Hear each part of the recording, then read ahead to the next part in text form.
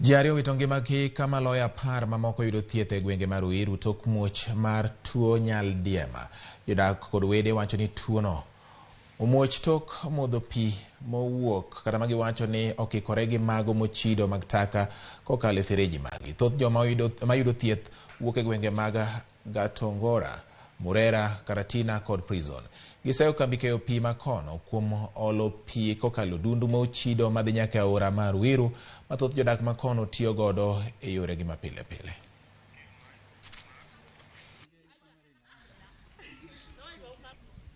Tuko hapa kwa sababu tumeleta mama yetu ambayo amekumbwa na hili janga la kipindupindu. Ni ugonjwa ambao umempeleka kwa muda mfupi sana.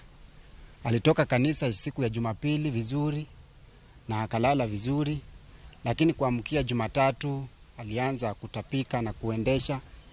Tukawa tukijua pengine tu amechafuliwa na tumbo, tukujua kama ameshikwa na kipindupindu.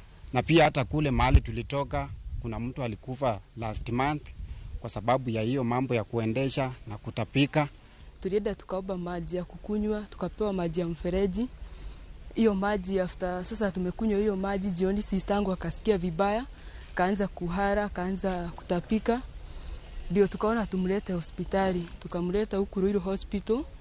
Venye tumemleta huku Ruiru Hospital, wadi zimejaa.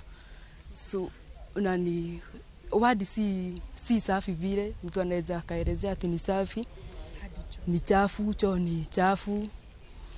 Kila kitu ni kuchafu, lakini saa hii anashughulikiwa.